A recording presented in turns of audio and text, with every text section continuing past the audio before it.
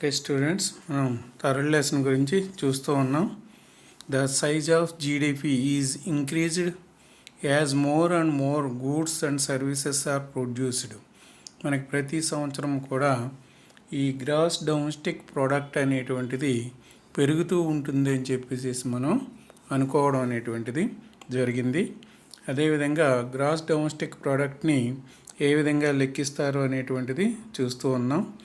ఇది ప్రతి సంవత్సరం కూడా పెరుగుతూనే ఉంటుంది. జీడిపి అనేటువంటిది అంటే ఒక సంవత్సర కాలంలో ఆ దేశంలో ఉత్పత్తి అయ్యేటటువంటి మొత్తం వస్తువులు మరియు సేవలు, goods and services, total goods and services యొక్క మొత్తమే మనం ఈ జీడిపిగా మనం చెప్పుకుంటూ ఉన్నాం. ఇయర్ బై ఇయర్ ఈ జీడిపి అనేటువంటిది ఇంక్రీజ్ అవుతూనే ఉంటుంది, పెరుగుతూనే ఉంటుంది. అంతకుముందు సంవత్సరం 2019 సంవత్సరం కంటే 2020లో జీడిపి ఎక్కువగా ఉంటుంది. 2020 కంటే 2021లో మరింత ఎక్కువగా ఉంటుంది. ఆ విధంగా ప్రతి సంవత్సరం కూడా ఈ జీడిపి అనేటువంటిది ఇంక్రీజ్ అవుతూనే పెరుగుతూనే ఉంటుందన్నమాట. It is essential to know how this increase took place and what kind of activities contributed more to this growth of GDP. ఈ విధంగా ప్రతి సంవత్సరము జీడిపి అనేటువంటిది ఇంక్రీజ్ అవుతూ ఉంటుంది అని మనం అనుకుంటూ ఉన్నాం.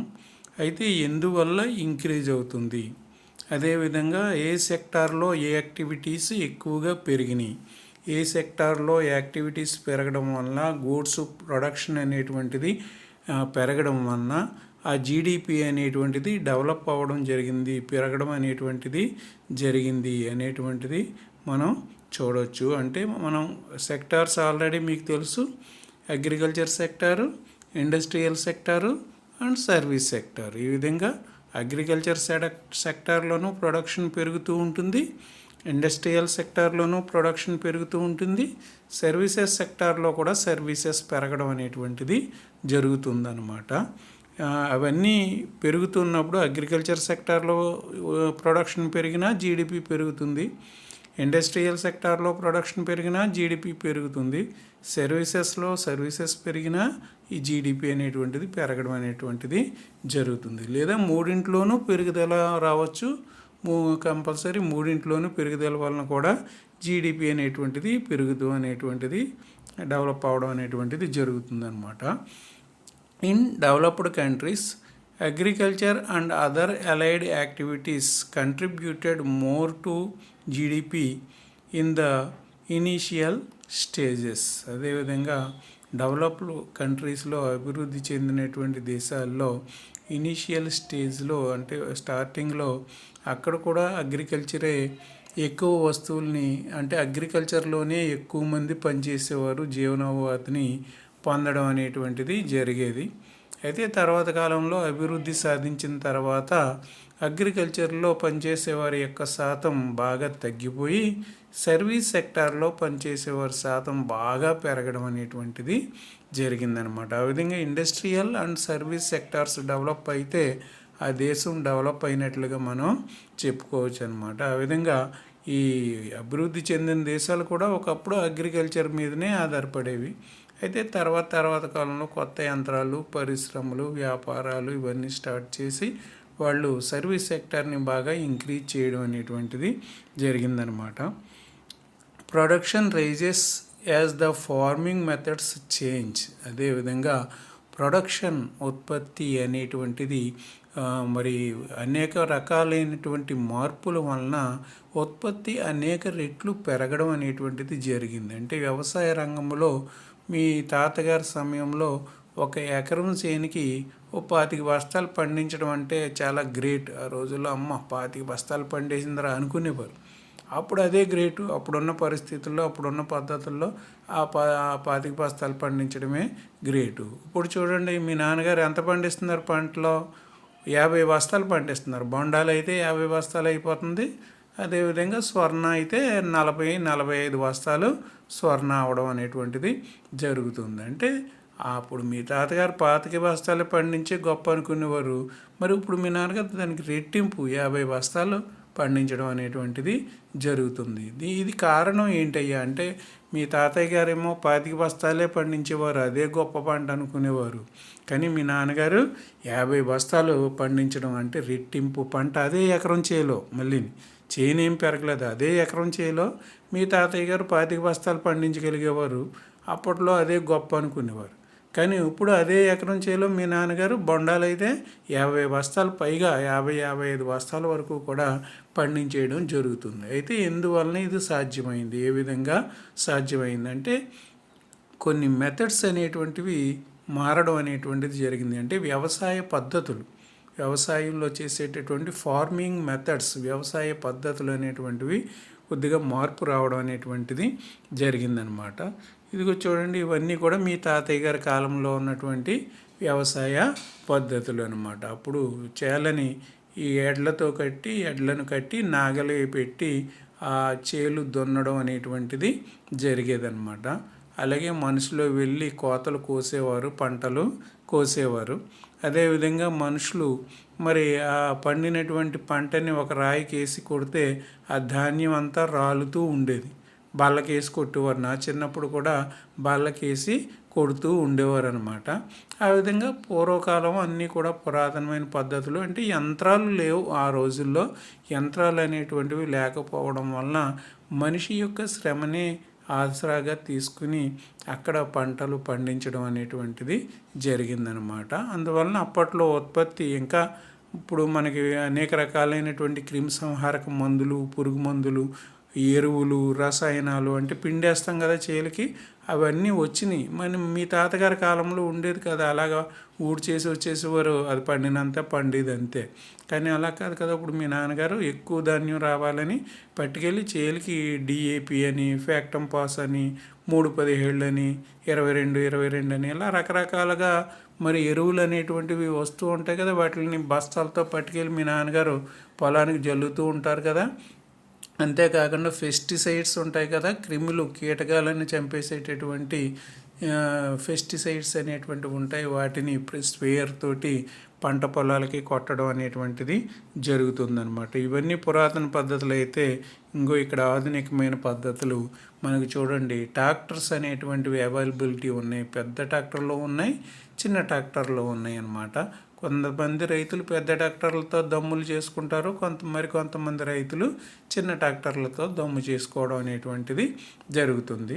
అలాగే ఇక్కడ కంబైన్డ్ హార్వెస్టర్ ఉంది చూడండి. ఈ కంబైన్డ్ హార్వెస్టర్ ద్వారా మనం పంటను కొయ్యడం, కొప్పనూర్చడం అన్నీ ఒకే సమయంలో జరిగిపోవడం అనేటువంటిది జరుగుతుంది. అదేవిధంగా బస్తాలను కూడా మన రైస్ మిల్లులో బస్తాలు ఒక చోటకి నుంచి ఇంకో చోటకి తీసుకెళ్ళడానికి మిషన్ అనేటువంటిది రావడం జరిగింది.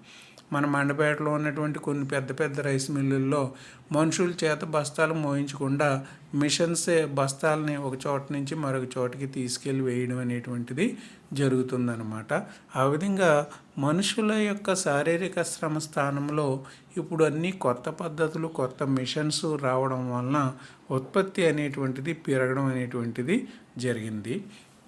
It produced much more food then before. ఈ విధంగా ఈ కొత్త పద్ధతుల వలన పూర్వకాలంలో రైతులు ఉత్పత్తి చేసే పంట కంటే ఇప్పటి కాలంలో రైతులు అదే భూమిలో, అదే చేనులో ఎక్కువ మొత్తంలో ధాన్యాన్ని పండించడం అనేటువంటిది జరుగుతుందన్నమాట. Hence many people take up there activities. అదేవిధంగా చాలామంది ప్రజలు తమ యొక్క వృత్తులను మార్చుకోవడం అనేటువంటిది కూడా జరుగుతుంది. అంటే ఇంతకుముందు వ్యవసాయ రంగంలో పనిచేసేవారు కొంతమంది వ్యాపార రంగంలోకి మారడం, అదేవిధంగా మరికొంతమంది పెయింట్స్ వేసుకునే వాళ్ళలాగా, మరికొంతమంది తాపీ మేస్త్రుల్లాగా మారడం అనేటువంటిది జరుగుతుంది. అంటే వ్యవసాయ రంగంలోనే అందరూ ఉండకుండా మరికొన్ని కొత్త కొత్త వృత్తులను స్వీకరించడం అనేటువంటిది జరుగుతుందన్నమాట.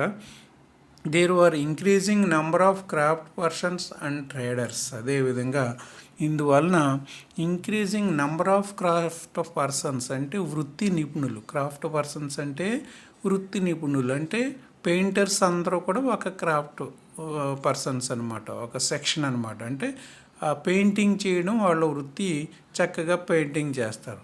అలాగే తాపీ మేస్త్రులు అందరూ కూడా ఒక సెక్షన్లోకి వస్తారు.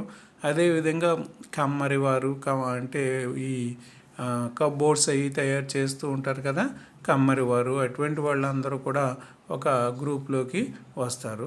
అదే అండ్ ట్రేడర్స్ అంటే వ్యాపారస్తులు అనమాట. రకరకాల వ్యాపారాలు ఉంటాయి కదా, కూరగాయల వ్యాపారాలు ఉంటాయి, ఫ్యాన్సీ వ్యాపారం ఉంటుంది, సెల్ ఫోన్ వ్యాపారం ఉంటుంది, టీవీలు అమ్ముకునే వ్యాపారాలు ఉంటాయి, మోటార్ సైకిళ్ళు అమ్ముకునే వ్యాపారాలు ఉంటాయి, కార్లు అమ్ముకునే వ్యాపారాలు ఉంటాయి, జోళ్ళు కుట్టుకునే వ్యాపారాలు ఉంటాయి. ఇలా రకరకాల number of types of crafts are there. రకరకాలైనటువంటి క్రాఫ్ట్స్ అనేటువంటివి మనకి ఉంటూ ఉంటాయి.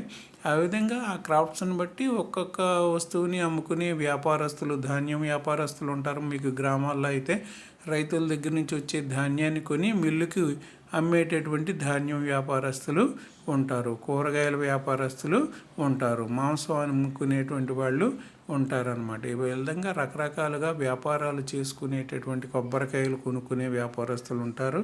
ఇలా రకరకాల వ్యాపారాలు చేసుకునేటటువంటి ట్రేడర్స్ ఉంటారు, క్రాఫ్ట్ పర్సన్స్ కూడా ఉంటారనమాట. ఇక్కడ పోటరు ఫస్ట్ దాంట్లో మనకి చూసినట్లయితే కుండలు తయారు చేసేటటువంటి ఆయన.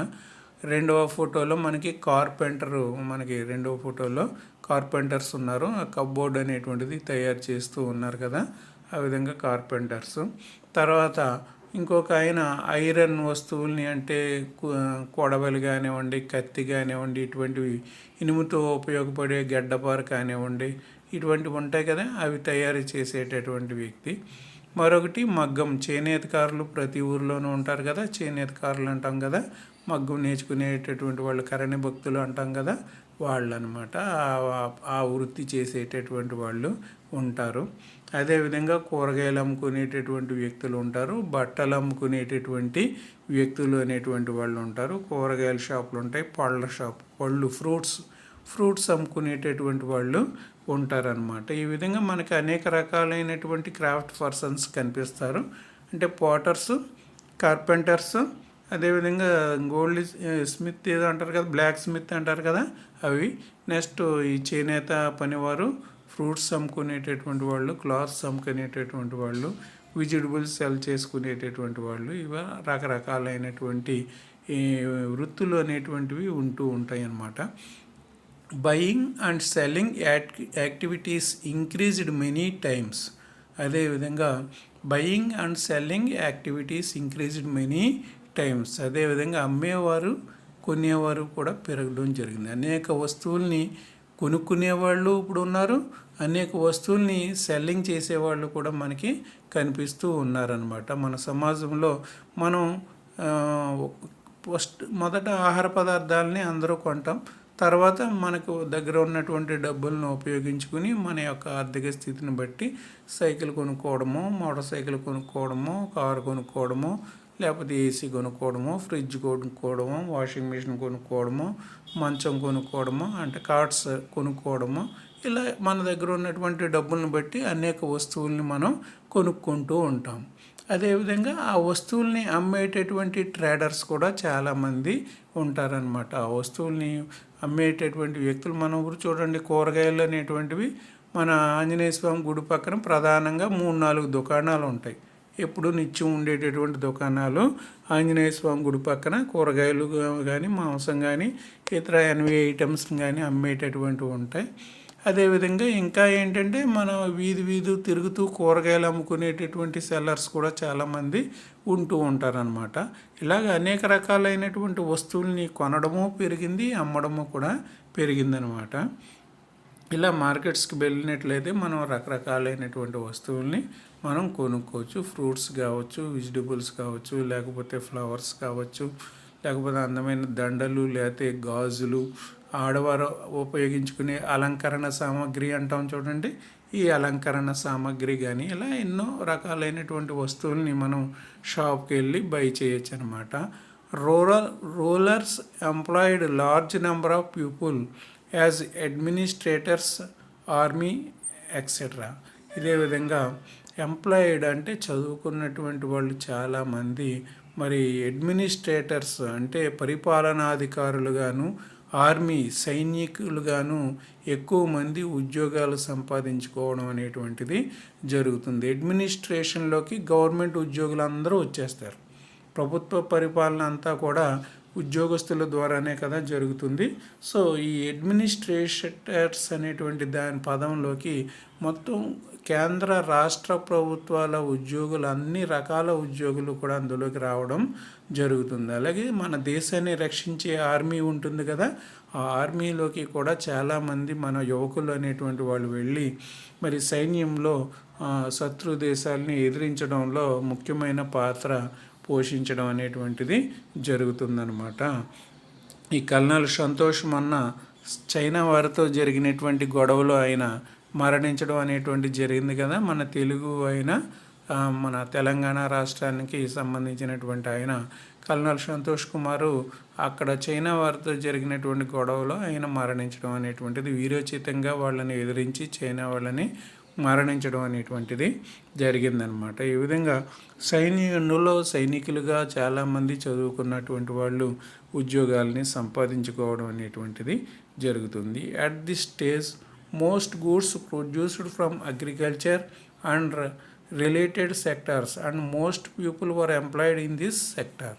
అట్ దిస్ స్టేజ్ ఇప్పటికీ కూడా మన భారతదేశ ఆర్థిక వ్యవస్థలో వ్యవసాయ రంగమే ముఖ్యమైనటువంటి పాత్రని పోషించడం జరుగుతుంది. ఎందుకంటే ఎక్కువ మంది వ్యవసాయ రంగం మీదే, అగ్రికల్చర్ సెక్టార్ మీదే ఆధారపడి జీవించడం అనేటువంటిది జరుగుతుందన్నమాట. ఉదాహరణకి మీ తాపేశ్వరమే తీసుకుంటే, మీ తాపేశ్వరంలో ఉన్న ప్రజల్లో ఎక్కువ మంది ప్రజలు వ్యవసాయ పనులు చేసుకుని వాళ్ళు జీవించడం అనేటువంటిది జరుగుతుంది. కొంతమంది కూరగాయల వ్యాపారం చేసుకోవచ్చు, కొంతమంది పళ్ళు బిజినెస్ చేసుకోవచ్చు, కొంతమంది కిరాణా వ్యాపారం చేసుకోవచ్చు కొద్ది మంది. కానీ ఎక్కువ మంది ఏం చేస్తున్నారు, కొంతమంది ఉద్యోగాలు కూడా చేయొచ్చు, కొంతమంది ఉద్యోగాలు కూడా జాబ్స్ కూడా చేసుకుంటూ ఉండవచ్చు. కానీ ఎక్కువ మంది ఏ రంగంలో పనిచేస్తున్నారు, మనకి అగ్రికల్చర్ సెక్టారు మరియు రిలేటెడ్, అంటే అగ్రికల్చర్కి దానికి రిలేటెడ్ సెక్టార్స్గా మనం ఏం చెప్పుకోవచ్చు, పాడి పరిశ్రమ చెప్పుకోవచ్చు, డైరీ, పాడి ఆవులు పాడి గేదెలు ఉంటాయి కదా, ఆ డైరీ సెక్టార్ చెప్పుకోవచ్చు. అలాగే ఫిషింగ్, చేపలు పట్టడం అనేటువంటిది అదొకటి మనం ప్రధానంగా చెప్పుకోవచ్చు. ఇంకా చాలా ఈ తేనె కూడా తయారు చేయడం అనేటువంటిది కూడా మనం అగ్రికల్చర్ సెక్టార్లోకి, ఇంకా మినరల్స్ అనేటువంటివి కూడా ప్రధానంగా మనకి అగ్రికల్చర్ సెక్టార్లోనే చూపించడం అనేటువంటిది జరిగిందనమాట. ఈ విధంగా అగ్రికల్చర్ దాని రిలేటెడ్ సెక్టార్స్లోనే ఎప్పటికీ కూడా భారతదేశంలో మనం ఆల్రెడీ 2009-10లో చూసాం, ప్రతి 100 మందిలో 53 మంది 53 మెంబర్స్ మనకి అక్కడ అగ్రికల్చర్లో పనిచేస్తున్నారు అని చెప్పేసి మనం అనుకున్నాం అనమాట. ఈ విధంగా ఎప్పటికీ కూడా అగ్రికల్చర్లోనే ఎక్కువ మంది పనిచేస్తూ ఉన్నట్టు. అగ్రికల్చర్ రిలేటెడ్ సెక్టార్స్లో మనం చూసినట్లయితే డైరీ పరిశ్రమ మనం చెప్పుకున్నాం కదా, పాడి పరిశ్రమ, అలాగే ఫిషింగ్ అనేటువంటిది, చేపల పెంపకం అనేటువంటిది. నెక్స్ట్ ఈ మనకి చూడండి ఏంటంటాం, ఫారమ్స్ అంటాం కదా, కోళ్ళు పెంచడం అనేటువంటిది జరుగుతుంది కదా, బాయిలర్ కోళ్ళు కావచ్చు లేకపోతే ఫారం కోళ్ళు కావచ్చు. ఫారం కోళ్ళు అయితే ప్రధానంగా గుడ్ల కోసం వాటిని పెంచడం జరుగుతుంది, బాయిలర్ కోళ్ళనేమో మాంసం కోసం పెంచడం అనేటువంటిది జరుగుతుంది. ఇది కూడా మనకి అగ్రికల్చర్ రిలేటెడ్ సెక్టార్గానే చెప్పుకోవచ్చు. అలాగే ఇంకా అడవులు అనేటువంటివి మనకి అగ్రికల్చర్ రిలేటెడ్లోకే వస్తాయి. ఇంకా మినరల్స్ కూడా వస్తాయి, మినరల్స్ కూడా అగ్రికల్చర్ రిలేటెడ్లోకి మనకి రావడం అనేటువంటిది జరుగుతుందన్నమాట. New methods of manufacturing were introduced, factories came up and start expanding. New methods of manufacturing, అదేవిధంగా వస్తువుల్ని తయారు చేయడంలో కూడా కొత్త పద్ధతులను ఇంట్రడ్యూస్ చేయడం జరిగిందనమాట. అంటే పాతకాలంలో విధానంలా కాకుండా కొత్త విధానాల్లో కొత్త పద్ధతుల్ని వస్తువుల్ని తయారు చేయడంలో ఇంట్రడ్యూస్ చేయడం అనేటువంటిది జరిగింది. Factories came up and start expending, అదేవిధంగా అనేక వస్తువుల్ని తయారు చేసేటటువంటి పరిశ్రమలు ఏర్పాటు అవడమే కాకుండా ఆ పరిశ్రమలు ఇంకా విస్తృతం అవడం అనేటువంటిది జరిగిందనమాట. ఇప్పుడు చూడండి, మన మండపేటలో రైస్ మిల్లింగ్ అనేది ఒక పరిశ్రమ. ఎక్కువ పరిశ్రమలు మనకి రైస్ మిల్లులే ఉంటాయి. మొదట్లో నా చిన్నప్పుడు చిన్న రైస్ మిల్లులు ఉండేవి.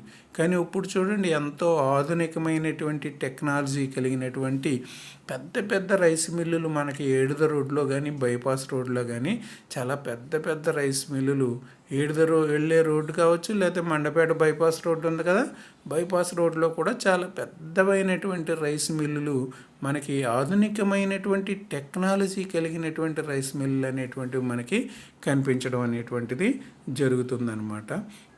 ఇక్కడ కొన్ని ఫ్యాక్టరీలు ఇవ్వడం జరిగింది ఫోటోల్లో. ఐరన్ తయారు చేసేటటువంటి ఫ్యాక్టరీ అనమాట. ఇనుప వస్తువులు తయారు చేసేటటువంటి ఫ్యాక్టరీలు. ఇవి కూడా కొన్ని పరిశ్రమలకు సంబంధించినటువంటి చిత్రాలు. Those people who had earlier worked on farms now began to work in factories. అయితే కొంతమంది ఒకప్పుడు అగ్రికల్చర్లో, వ్యవసాయంలో పనిచేస్తూ ఉండేవారు.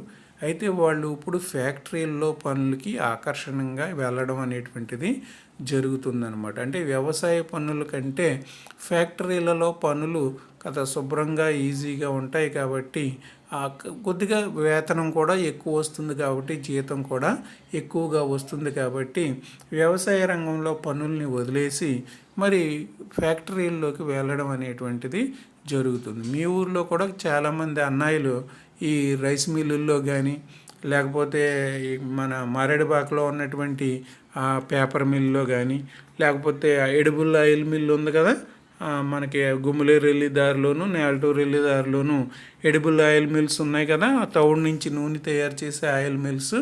అటువంటి ఆయిల్ మిల్స్లో కానీ ఎక్కువగా మీ అన్నయ్యలు వాళ్ళు పనిచేయడం అనేటువంటిది మీరు చూస్తూనే ఉంటారనమాట. అంటే వ్యవసాయ రంగం అంటే చేలోకి వెళ్ళాలి, కాళ్ళ నిండా చేతుల నిండా బాడీ అయిపోతుంది. ఎండలో నుంచిని కష్టమైన పని చేయాలి, చాలా కష్టంగా ఉంటుంది. పైన ఎండ కష్టమే, కింద బాడీలో నడవడం కష్టమే, అంతా కష్టమే. సో పైగా పోనీ మనకి ఎక్కువ శాలరీ వస్తుందా లేదా ఎక్కువ కూలి వస్తుందా అంటే తక్కువ మాత్రమే కూలి వస్తుంది. అందువలన చాలామంది మన వాళ్ళు చదువుకున్నటువంటి పిల్లలు, మీ అన్నయ్యలు అటువంటి వాళ్ళు వ్యవసాయ పనులు చేయడం కంటేనే ఏదో ఎలక్ట్రిక్ ప్లంబింగ్ పని నేర్చుకుని ఆ పనిలోకి వెళ్ళిపోవడము, లేకపోతే పెయింటింగ్స్ వేయడం నేర్చుకుని ఆ పెయింటింగ్ పనిలోకి వెళ్ళిపోవడము, లేదా వేరే షాపులో ఎక్కడో మండపేటలో పని చేసుకోవడము, లేదా ఏదో చిన్న చితక కంపెనీల్లో పని చేసుకోవడము, ఇలాగే చేసుకుంటూ వాళ్ళు అగ్రికల్చర్ నుంచి ఈ ఇండస్ట్రియల్ సెక్టార్ వైపుకి ఎక్కువ మంది ఆకర్షితులు అవ్వడం అనేటువంటిది జరుగుతుందన్నమాట. ఇలాగా ఇండస్ట్రీలో ఆ పరిశ్రమల దగ్గర వాళ్ళు పని చేస్తూ ఉంటారనమాట. రకరకాల పరిశ్రమలు ఉంటాయి, చిన్నవి ఉంటాయి, పెద్దవి ఉంటాయి. ఇందులో ఫస్ట్ పిక్చర్లో చిన్న నట్లు, బోల్ట్లు ఇటువంటివి తయారు చేసే పరిశ్రమ అది. రెండోదేమో కార్లను తయారు చేసేటటువంటి పరిశ్రమ అనమాట. పెద్ద పెద్ద మోటార్స్ని తయారు చేసేటటువంటి పరిశ్రమ అనమాట. అలాగా అనేక రకాలైనటువంటి పరిశ్రమలు అనేటువంటివి మనకి ఉంటూ ఉంటాయన్నమాట. People began to use many more number of goods. అదేవిధంగా ప్రజలందరూ కూడా అనేక రకాలైనటువంటి వస్తువుల్ని ఉపయోగించడం అనేటువంటిది నేర్చుకోవడం అనేటువంటిది జరుగుతుందన్నమాట. ఇప్పుడు చూడండి, ఒక 10 సంవత్సరాల క్రితం ఫోన్ అనేది అందరికీ అందుబాటులో ఉండేది కాదు. ఎవరింట్లోనూ ఒక 10-15 సంవత్సరాల క్రితం ల్యాండ్ ఫోన్లు మాత్రమే ఉండేవి. ఒక 10 సంవత్సరాల క్రితం మనకి సెల్ ఫోన్లు అనేటువంటివి వచ్చినాయి. అయినా అప్పుడు డబ్బున్న వాళ్ళ దగ్గరే సెల్ ఫోన్లు ఉండేవి. ఇప్పుడు ప్రతి వారి దగ్గర కూడా మనకి సెల్ ఫోన్ అనేటువంటిది ఉంటుంది కంపల్సరీ. ఎంత పేదవాడైనా సరే, ఎంత పూర్ పీపుల్ అయినా సరే, ఈ సెల్ ఫోన్ అనేటువంటిది ఈ రోజుల్లో నిత్యావసరాల్లో ఒకటిగా మారిపోవడం అనేటువంటిది జరిగింది. అంటే ఒకప్పుడు మనం ఫోన్లు అవి ఏమీ లేకుండానే జీవించాం. ఇప్పుడు నేనున్నానంటే నేను చదువుకునే టైంలో అలా ఫోన్ అన్నదే తెలియదు నాకు. ఎప్పుడు ఎవరికి ఫోన్ చేయడం లేదు. ఎప్పుడైనా వెళ్తే పోస్ట్ ఆఫీస్కి వెళ్ళి అర్జెంటు ఫోన్లు ఏమన్నా 1-2 చేసామేమో, కానీ ఎప్పుడూ ఫోన్ చేసిందే లేదు. సో ఇప్పుడైతే ఈ ఫోన్ అనేటువంటిది కంపల్సరీ అయిపోతుంది. ఇప్పుడు ఈ పాఠం కూడా నేను మీకు ఫోన్లోనే చెప్తున్నాను, ఫోన్లోనే రికార్డింగ్ చేసి మీకు యూట్యూబ్లో పెట్టడం అనేటువంటిది జరుగుతుంది. మీరు అందరూ అదే ఫోన్లో చక్కగా యూట్యూబ్లోకి వెళ్ళి ఈ పాఠాన్ని చూడడం జరుగుతుంది. ఇలాగా అనేక రకాల వస్తువుల్ని వాడుతూ ఉన్నాం. అంటే మన ఇంట్లో ఇంతకుముందు ఈ వాషింగ్ మిషన్లు కానీ, ఫ్రిడ్జ్లు కానీ, ఏసీలు కానీ ఉండేవి కావు.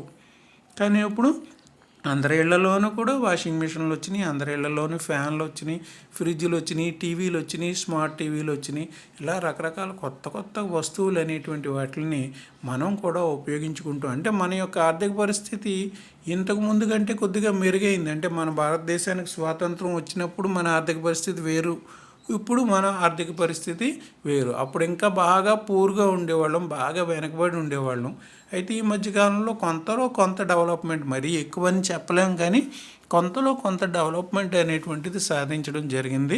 సో అందరి దగ్గర ఎంతో కొద్దిగా డబ్బులు ధనం ఉంటూ ఉన్నాయి కాబట్టి వస్తువుల్ని కొనుక్కుంటున్నాం. మన దగ్గర డబ్బులు లేకపోతే వస్తువుల్ని కొనేదే లేదు కదా.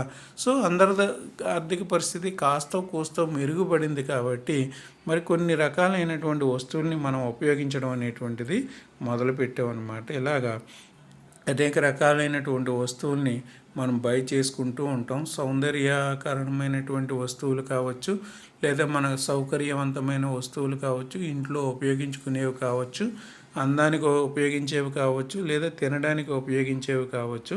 ఇలా అన్ని రకాల వస్తువుల్ని మనం కొనుక్కోవడం అనేటువంటిది జరుగుతుందన్నమాట. There was mass production by factories at much lower rates, and these goods reached markets all over the world. There was mass production by factories. అంటే ఫ్యాక్టరీలు పెద్ద స్థాయిలో వస్తువుల్ని ఉత్పత్తి చేస్తున్నాయి.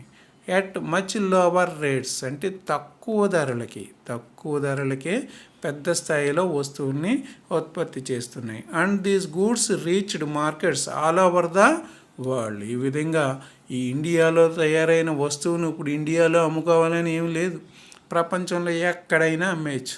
అలాగే అమెరికాలో ఇప్పుడు మనం వాడుతున్నాం సెల్ ఫోన్లు, ఈ రెడ్మీ, జియోమీ, అప్పో, ఇవన్నీ మన ఇండియాలో తయారైన ఫోన్లా, చైనాలో తయారైనటువంటి ఫోన్లు. సో చైనాలో తయారైనప్పటికీ మన ఇండియా మార్కెట్లో వాళ్ళు అమ్ముకోవడం, అవే తక్కువ ధరకు వస్తున్నాయి కాబట్టి మనం వాటిని కొనడం అనేటువంటిది జరుగుతుందన్నమాట. ఇప్పుడు ఈ రోజుల్లో ఇక్కడ తయారైన వస్తువుని ఇక్కడే అమ్మాలని లేదు, కొన్ని వేల లక్షల గూడ్స్ అనేటువంటివి ప్రొడక్ట్ చేసి వాటిని ప్రపంచవ్యాప్తంగా ఆయా కంపెనీ వాళ్ళు అమ్మేసుకోవడం అనేటువంటిది జరుగుతుందన్నమాట. మన దేశంలో తయారైన వస్తువులని ఇతర దేశాల్లో మన కంపెనీల వాళ్ళు అమ్ముకుంటారు. అలాగే ఇతర దేశాల్లో తయారైన వస్తువులని తీసుకొచ్చి మన దేశంలో కూడా ఇతర దేశాల వాళ్ళు అమ్ముకుంటూ ఉంటారు. అయితే దీనికి ఇంపోర్ట్ ట్యాక్స్, ఎక్స్పోర్ట్ ట్యాక్స్ అని కొద్దిగా ట్యాక్సెస్ అవి ఉంటాయి, అవి కట్టుకోవాలి, తప్పదు. సో మొత్తం మీద ఏమైతేనేమి ఈ కంపెనీలు అనేటువంటివి ప్రొడక్షన్ని చాలా విస్తృతంగా చేస్తున్నాయి. అంటే ఎక్కువ వస్తువుల్ని ఉత్పత్తి చేస్తే ఆ వస్తువు తయారు చేయడానికి ఆ కంపెనీకి తక్కువ ధర పడుతుంది, తక్కువ కాస్ట్తో ఆ వస్తువుని ఉత్పత్తి చేయొచ్చు. అదే మనం ఇప్పుడు చూడండి, మోటార్ సైకిళ్ళు ఉన్నాయనుకోండి, ఆ కంపెనీ 1,00,000 మోటార్ సైకిళ్ళు ఉత్పత్తి చేస్తే దానికి ఉత్పత్తి వ్యయం తక్కువ అవుతుంది. అదే కంపెనీ 500 మోటార్ సైకిళ్ళే తయారు చేసింది అనుకోండి, ఉత్పత్తి వ్యయం బాగా పెరిగిపోతుంది అనమాట. ఎందుకంటే ఇప్పుడు 1,00,000 మోటార్ సైకిల్ తయారు చేసే కంపెనీ ఏం చేస్తుంది, పెద్ద మొత్తంలో ఇనుము కొనేస్తుంది, తక్కువ ధరకు వస్తుంది. పెద్ద మొత్తంలో టైర్లు కొనేస్తుంది, తక్కువ ధరకు వస్తాయి. పెద్ద మొత్తంలో వైర్లు కొనేస్తుంది, తక్కువ ధరకు వస్తాయి. అలాగే కంపెనీని పెద్ద స్థాయిలో ఏర్పాటు చేయడం వలన మరి ఉద్యోగస్తులు అందులో పనిచేయడానికి, ఆ కంపెనీ పేరును చూసి అందులో పనిచేయడానికి ఇంట్రెస్ట్ చూపిస్తాడు.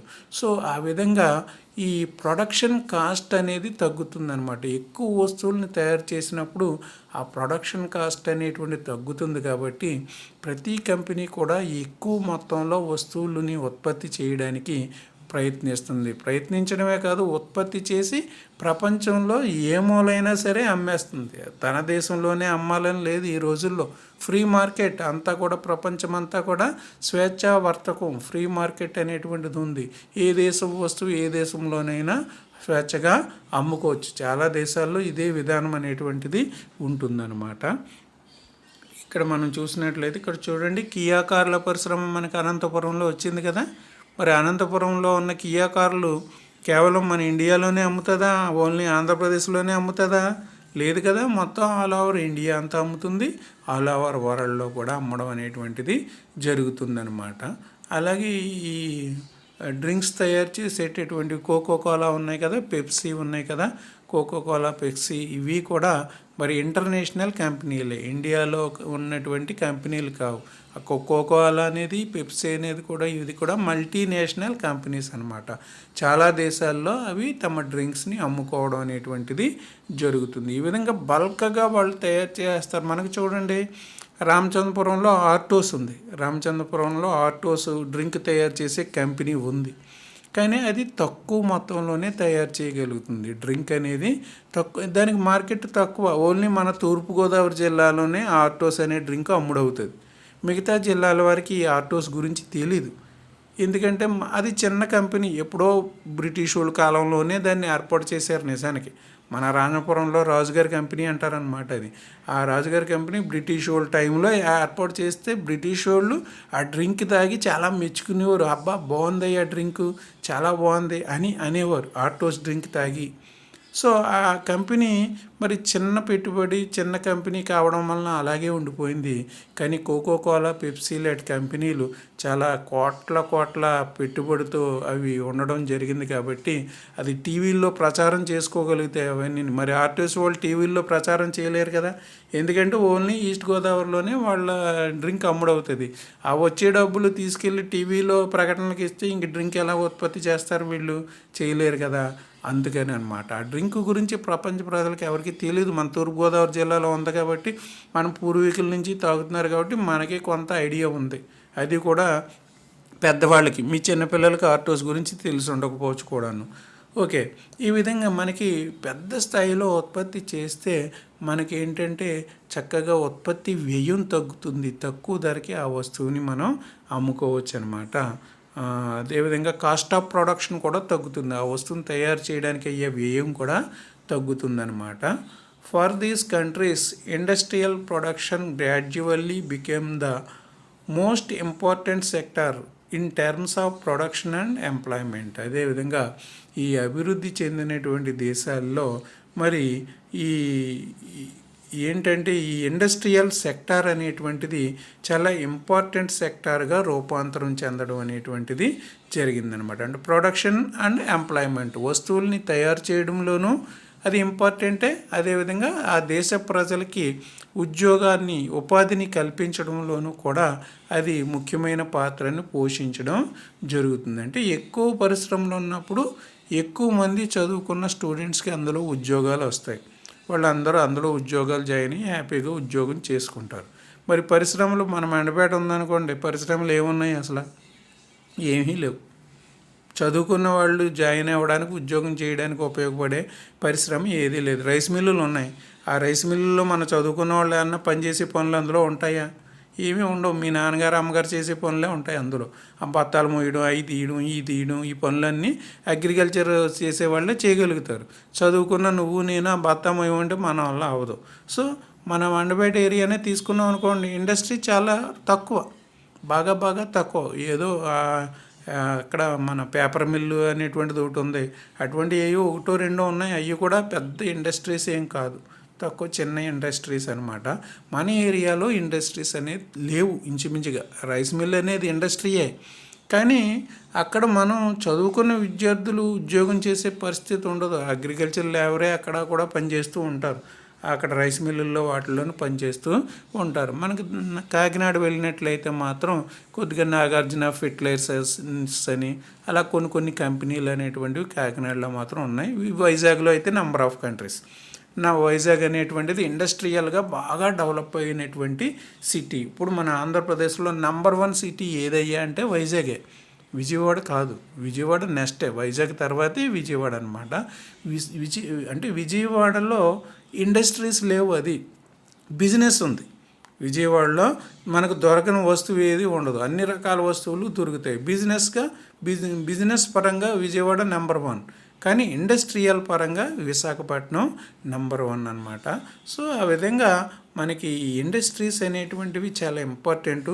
మనకు అవసరమైనటువంటి గూడ్స్ని అవి తయారు చేయడమే కాకుండా మన ప్రజలందరికీ, చదువుకున్న స్టూడెంట్స్ అందరికీ ఉద్యోగ అవకాశాలు అనేవి కల్పించడం అనేటువంటిది జరుగుతుందన్నమాట. The importance of sectors change from agriculture to industries. ఈ విధంగా ఈ సెక్టార్స్ ఉన్నాయి కదా, 3 sectors: agriculture sector, industrial sector, service sector, అని మనం చెప్పుకుంటున్నాం కదా. సో ఇప్పుడు మనకి అగ్రికల్చర్ సెక్టార్లో పనిచేసే వాళ్ళు మరి తమ యొక్క భవిష్యత్తులో ఇండస్ట్రియల్ సెక్టార్లోకి మారడానికి వాళ్ళు ప్రయత్నాలు అనేటువంటివి చేస్తున్నారు. అంటే ఇండస్ట్రియల్ సెక్టార్ కావచ్చు లేదా సర్వీస్ సెక్టారు కావచ్చు, ఏదైనా సరే అగ్రికల్చరల్ సెక్టార్లో పనిచేయడం అనేది కష్టం. అంటే వ్యవసాయ పనులు కష్టంతో కూడుకున్నవి, పైగా తక్కువ వేతనం తక్కువ కూలి వస్తుంది. ఎంతో కష్టపడి పనిచేసినప్పటికీ వేతనం తక్కువ వస్తుంది, కూలీ కూడా తక్కువ వస్తుంది. అదే ఇండస్ట్రియల్ సర్వీస్ సెక్టార్లో అనుకోండి, పని చేయడం సులువు. అంటే అగ్రికల్చర్తో పోల్చుకుంటే పని చేయడం కొద్దిగా ఈజీ అవుతుంది. అంటే ఏదైనా ఒక కంపెనీ ఉందనుకోండి, వెళ్తాం, అక్కడ ఒక టేబుల్ వేస్తారు, కుర్చీ వేస్తారు, అక్కడ కూర్చుంటాం, పని చేస్తాం, అయిపోతుంది. ఇంటికి హ్యాపీగా సూటు బూట్ వేసుకుని ఇంటికి వచ్చేస్తాం. ఆ గొడవ ఏముండదు, బండి వేసుకుని ఇంటికి వచ్చేస్తాం. అదే వ్యవసాయ రంగం అనుకోండి, అక్కడ బందలో తిరగాలి, బాడిలో తిరగాలి, పొలం గొట్లు అంటే తిరగాలి, రాత్రులు పగలు అనకుండా పొలాల్లో తిరిగి నీరు పెట్టుకుంటూ పని చేసుకోవడం అనేటువంటిది చేయాలి. సో అందుకని చాలామంది మరి ఈ అగ్రికల్చర్ సెక్టార్ నుంచి ఇండస్ట్రియల్ సెక్టార్లోకి వాళ్ళు మారడం అనేటువంటిది జరుగుతూ ఉందన్నమాట. ఈ విధంగా అగ్రికల్చర్ సెక్టార్లో ఎక్కువ మంది ఇంతకుముందు పనిచేస్తూ ఉండేవారు. అక్కడి నుంచి కొంతమంది చదువుకున్నటువంటి స్టూడెంట్స్, అంటే మీ తాతగారి కాలంలో అగ్రికల్చర్ సెక్టార్లో చాలామంది పనిచేసేవారు. మీ నాన్నగారి కాలం వచ్చేటప్పటికి కొంతవరకు తగ్గింది. అగ్రికల్చర్ సెక్టార్లోనే పనిచేస్తున్నారు, అయినా కొంతమంది ఇండస్ట్రియల్ సెక్టార్లోకి మారడం జరిగింది. ఇంకా మీరున్నారనుకోండి, మీరైతే ఇంకా అగ్రికల్చర్ సెక్టార్లో ఏమీ చేయరు. ఏదో ఇండస్ట్రియల్ సెక్టార్ కావచ్చు, లేదో ఒక పెయింటర్ గానో, లేదో ఒక తాపీ మేస్త్రి గానో, ఒక ప్లంబర్ గానో మీరు ముందుకు వెళ్ళిపోవడమే జరుగుతుంది. కానీ ఆ పొలాల్లోకి వెళ్ళి పనిచేయడం అనేటువంటిది మీకు సాధ్యం అవ్వదు. అయితే పొలాలు పని చేయడానికి మనకు మిషన్స్ వచ్చేస్తాయి. ఇప్పటికే మిషన్స్ వచ్చేసినాయి, మీ అందరికీ తెలుసు. అయితే మనం ఈ జనాభా అనేటువంటిది ఇండస్ట్రియల్ సర్వీస్ సెక్టార్లోకి వెళితేనే మన దేశం డెవలప్ అయినట్లుగా లెక్క అనమాట. అంటే అగ్రికల్చర్ సెక్టార్లో పనిచేసే వారి యొక్క శాతం తగ్గాలి, ఇండస్ట్రియల్ సర్వీస్ సెక్టార్లో పనిచేసే వారి యొక్క శాతం పెరగాలి. అప్పుడే ఏ దేశమైనా డెవలప్ అయినట్టుగా లెక్క అనమాట. ఈ మధ్యకాలంలో చాలామంది వ్యవసాయ రంగం నుంచి ఇండస్ట్రియల్ సెక్టార్కి కానీ లేదా సర్వీస్ సెక్టార్కి కానీ వాళ్ళు మారడం అనేటువంటిది జరుగుతుందన్నమాట. ఓకే, నెక్స్ట్ మళ్ళీ పార్ట్ 4లో మళ్ళీ కలుద్దాం. ఇవాళ పార్ట్ 3 చెప్పుకున్నాం కదా, మళ్ళీ ఇదే పాఠం పార్ట్ 4లో రేపు మళ్ళీ కలుద్దాం. అందరూ కూడా జాగ్రత్తగా ఈ పాఠాలన్నీ చక్కగా వాచ్ చేసి అందరూ కూడా నాలెడ్జ్ అనేటువంటిది పెంపొందించుకోండి. ఎందుకంటే మనకి మళ్ళీ ఈ పాఠాలు చెప్పుకునే అవకాశం ఉండకపోవచ్చు. మళ్ళీ రీఓపెనింగ్ అయినా మళ్ళీ నెక్స్ట్ లెసన్స్ చెప్పుకుంటూ వెళ్ళిపోతామే తప్పిస్తే మళ్ళీ ఈ లెసన్స్ మళ్ళీ చెప్పడం అనేటువంటిది వీలు పడదు. కాబట్టి అందరూ కూడా తప్పనిసరిగా యూట్యూబ్లో ఉన్నటువంటి పాఠ్యాంశాలని చక్కగా చదివి చక్కగా మరి టెక్స్ట్ బుక్ కూడా నేను పీడిఎఫ్లో పంపిస్తానని చెప్పాను కదా, ఆ పీడిఎఫ్లో ఉన్నటువంటి ఆ టెక్స్ట్ బుక్ను కూడా మీరు చక్కగా చదువుకొని మంచి జ్ఞానాన్ని పెంపొందించుకుంటారని ఆశిస్తున్నాను. ఓకే, రేపు మళ్ళీ కలుసుకుందాం. ఉంటాను, బాయ్.